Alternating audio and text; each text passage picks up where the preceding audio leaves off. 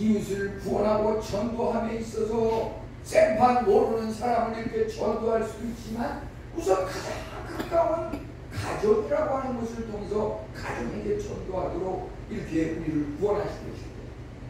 내가 구원을 얻은 그 하나님을 내 가정에게 소개하고 내 기도를 들으신 하나님이 너의 기도도 당연히 들을 것이다.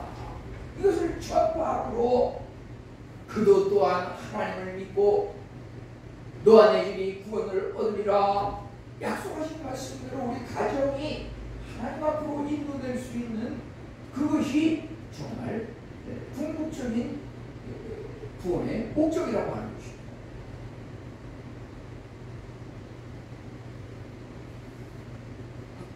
왜 제가 열심히 하나님을 믿어야 합니까? 하나님을 왜 두려워해야 합니까? 모세는 내가 차라리 심판을 받고 죽을지언정 우리 백성들은 구원해 주십시오 하나님. 그 모세가 지도자로서 정말 자신이 희생이 돼도 좋으니까 우리 백성들은 좀 심판에서 멈춰주십시오 하나님. 불쌍히 여겨주십시오. 나는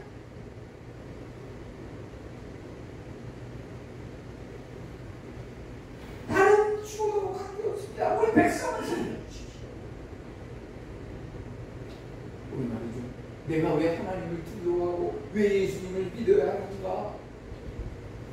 내가 구원받는 것도 중요하지만 내가 믿는 여호와에 따라서 내 자녀의 그 번영과 자녀의 구원이 직결된다고 하는 것입니다.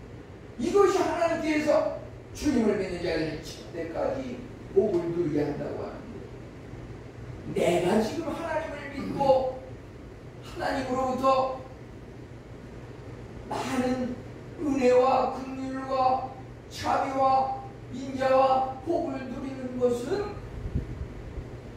내가 새벽을 깨우고 아침 일찍이 교회에 나와서 예배드리고 공예배에 참석하고 내가 구원을 얻는 것보다도 그 여하에 따라서 내 자녀가 앞으로 어떻게 될 것인가가 결정된다고 하는 것입니다. 현재 나는 나의 어머니 아버지가 나를 위해서 기도한 그 기도의 응답으로 내가 좀 있다고 하는 것입니다.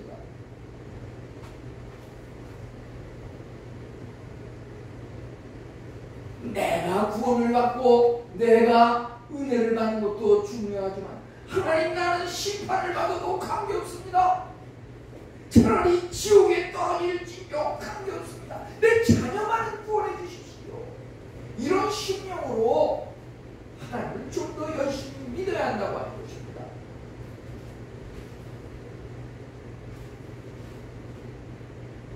예수님께서 나를 위해 십자가에 못 박혀 돌아오셨다고 하는 것이 내 죄로 말미암아 죄의 삭은 사망이요 죄로 말미암아 사형을 받았는데 예수님께서 내 대신 사형을 나가셨다고 하는 그 은혜에 보답하는 그 마음의 실천이 바로 하나님을 믿는 이유와 목적인 것이고 그것을 나뿐 아니라 내 가족 이웃에게 증거하고 전하고 함께 구원에 이르는 것이 중요하다고 하는 것입니다. 주님의 그 기도와 응답이라고 하는 것은 무궁무진한 기도의 응답이라고 하는 것입니다. 주님께서는 말씀하셨습니다. 요한복음 15장 7절에 내 말이 너희 안에 거하고 너희가 내 안에 거하면 너희가 내 안에 거하고 내 말이 너희 안에 거하면 무엇이든지 원하는 대로 구하라 그리하면 이루리라. 지난 주간에 특별히 문제가 된 이런 토픽 뉴스를 보면 어떤 그 인간의 그 보상에 관한 문제 그런 것들이 많이 얘기가 되지 않았습니까?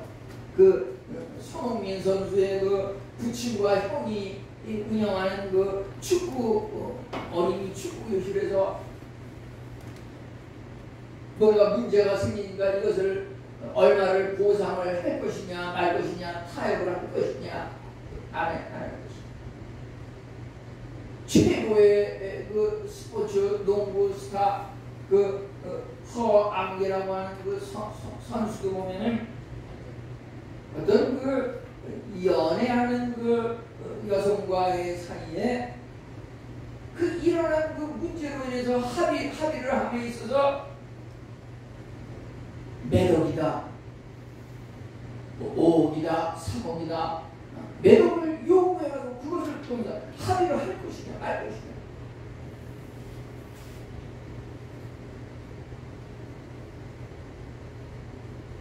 어떻게든지 사람들은 자기를 합리화시키면서 덜 보상해 주려고 하는 그런 마음의 그 심보가 있습니다.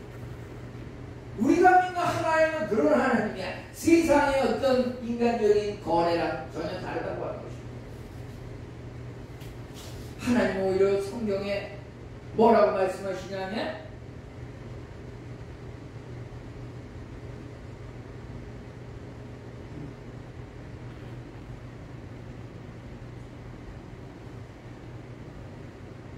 야곱에 대해서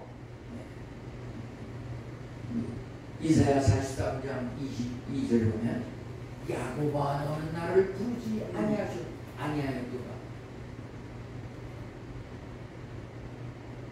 주님께서는 오히려 우리에게 대해서 불만이 뭐냐면 네가 나를 부르지 아니하였도다. 하나님께서는 모든 것을 다 가지고 모든 것을 갖다가 준비하고 계신데 네가 나를 부르지 않냐고. 하나님은 그냥 부르고 간구하기만 하면 다만 하나님의 뜻대로 간구하기만 하면 다 이루어주시는데 그러지 않다가 간구하지 아니함으로 받지 못하는 것에 대해서 주님께서 말씀하시는 거예요. 주님은 오히려 너 겨우 그거밖에 청구하지 않냐? 좀 더 크게 좀 요구 좀 해봐. 뭘 요구하든지 주님께서 다 들어주신다고. 내가 이 너희 안에 구하고 내가 너희 안에 구하면 무엇이든지 원하는 다 이룹니다. 문제는 그 때와 시간이 있습니다. 당장 응답해 주는 경우가 있고 조금 시간을 두고서 나중에 들어주는 경우도 있습니다. 매일 시간을 지켜서 아무리 모범생이라도 전에도 말씀드렸지만은 그 성수대교가 무너질 때 김영삼 대통령 때 보면은 그날따라 지각을 해서 다리를 늦게 통과한 그 여학생은 살았습니다. 무학여고. 하나님께서 그 응답하시는 그 적절한 시간이 우리 인간의 생각과 다릅니다. 우리는 인내하면서 그것을 기다려야 하는 것입니다. 하나님은 오히려 너의 기도의 요청이 너무 작구나. 우리는 자꾸 뭘 안 들어준다고 하면서 그냥 소한 걸 기도하는데 하나님은 좀 더 큰 걸 좀 구해. 이렇게 오히려 하나님은 우리에 대해서 불평하고 요청하신다고 하는 것입니다. 이제 우리는 하나님 앞에 참으로 겸손한 마음으로 하나님 앞에 간구해야 할 것입니다. 여기서 다윗 왕이 정말 그의 일평생 겪었던 그러한 것은 무엇입니까? 예수 그리스도의 그 표상이지 않습니까? 주님께서 시험을 받아 고난을 당하셨은즉 너희들의 모든 그 어려움과 시험을 능히 구하리라고 말씀하시는 예수님처럼 다윗이 정말 죽음의 몰리는 그 위태로운 상황의 그 경험, 죽음과 고통과 아픔이라고 하는 것은 오늘날 우리가 일상적으로 겪는 갑자기 판명을 받고 진단명이 내리는 불치의 중병, 치료가 어려운 이런 병을 갑자기 진단을 받는다는 거죠. 계속 쫓기다 보면 또 동굴 속에 들어가서 맨날 며칠을 오래 시간이 경과하다 보면 먹을 것도 여의치가 않고 물을 구하는 것도 쉽지가 않고 그러다 보니까 그 다윗의 그 신복 중에서 목숨을 걸고 블레셋 적지에 가서 물 한 바퀴 쓰고 길어 와가지고서 다윗의 목을 죽이러 가지 않았습니다. 그만큼 쫓기는 상황에서 죽음의 위협이라고 하는 것은 오늘날 우리가 말하는 파산 신고, 법원에 파산 신청을 해가지고서 과연 우리의 재산과 집이 다 날아가느냐 마느냐 사느냐 죽느냐 그거 못지않은 어려운 상황에서 다윗이 지금 여기 시편 116편 1절부터 4절까지 자기의 상황을 하나님 앞에 아뢰고 있는 것입니다. 이거대로 하면 하나님께서 응답하시고 그것을 해결시켜 주시고 그러신다고 하는 것을 여기에 하나님께서 말씀하고 계시는 것입니다. 하나님의 응답은 귀를 만드신 그가 들으신다고 하는 것, 다만 그 응답의 시간과 장소가 하나님이 생각하는 가장 적절한 때에 우리에게 주어진다고 하는 것. 이제 우리에게 중요한 것은 우리가 어디서 왔는가, 어떻게 살아야 할 것인가, 어디로 가는가. 우리는 어디서 왔습니까? 영접하는 자와 그 이름을 믿는 자는 하나님의 자녀가 되는 것을 이루신다. 우리의 그 하늘나라에서 발행하는 그 신분증 거기에 하나님의 자녀라고 하는 그 우리의 신분이 거기 기록되어 있는 겁니다. 하나님의 자녀, 하나님이 나를 낳으셨다. 내가 하나님의 자녀다. 내가 어디서 왔나? 하나님의 자녀다.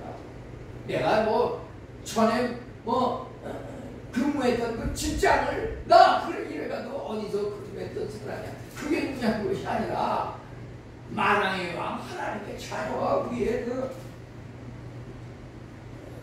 최고의 친구이고 내가 어디서 가는 어떻게 살아야 하는가. 오직 하나님 안에서만 평안과 행복과 해결점이 있다고 하는 어디로 갈 것인가. 우리의 미래는 눈물을 닦아주시고 죄악에서 해방시켜주시고 십자가 죽음에서도 부활시켜주시고 눈물을 닦아주시고 넘어지는 그 흔들림 불안 속에서도 붙드셔서 쓰러지지 않게 하시고 궁극적으로 천국으로 인도하시는 그것이 하나님의 우리가 어디로 갈 것인가 우리 미래의 그 희망이라고 하는 것입니다.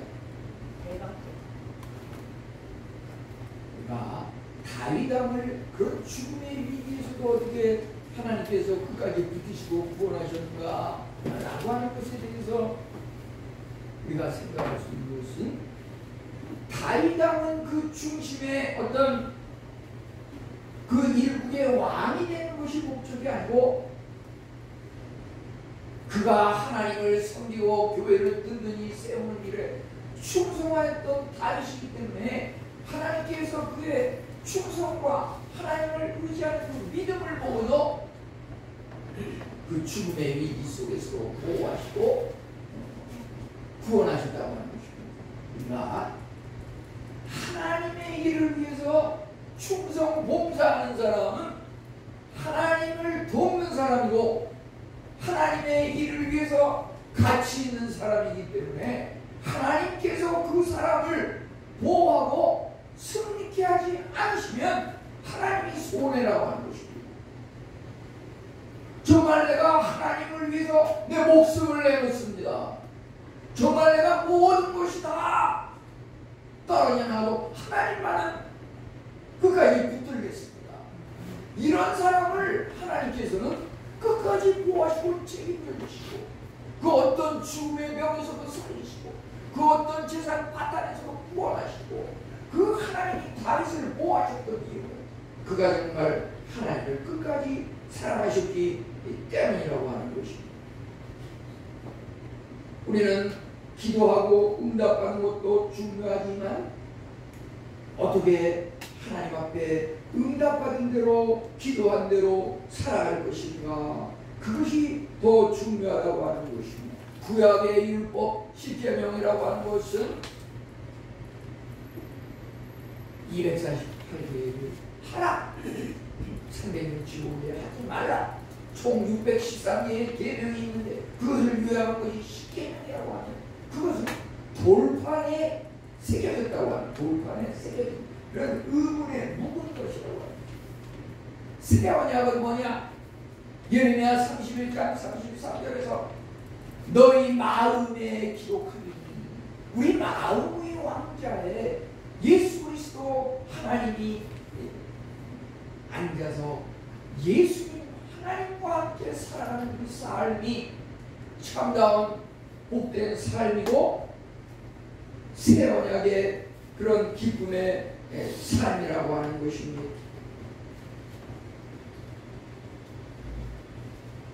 우리 언제 정말 다윗처럼 사울에게 몰려서 아들 압살롬에게 몰려서 눈물을 흘렸던 그 눈물을 닦아주자 하나님을 체험하셨습니까? 아멘. 어떤 때 그러한 눈물이 있었습니까? 감사의 눈물이 있을 것이고 고통과 아픔의 눈물이 있었을 것입니다. 하나님을 섬기는 이런 참으로 십자가 고난의 아픔이 있기 때문에 눈물을 흘리지 않고는 봉사하기 어려운 그러한 순간들이 많았습니다. 자녀를 위해서 기도하고 자녀의 신앙을 위해서 부지런히 가르치는 그 과정이라고 하는 것은 눈물이 흐르지 않을 수가 없습니다.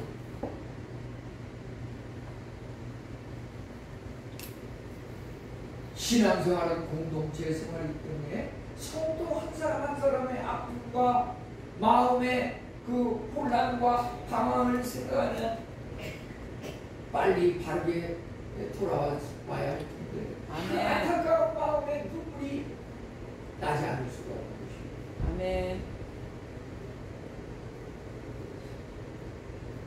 선교지에서 이제 해마다 한국의 그 의료봉사단이 이제 여름철 한 7월 초 이쯤이면 한 30명 내외가 이렇게 방문을 하는데요. 제가 그곳에 체류를 하고 있기 때문에 그분들을 모시면서 안내도 하고 또 의료봉사를 하고 이러한 일을 하면서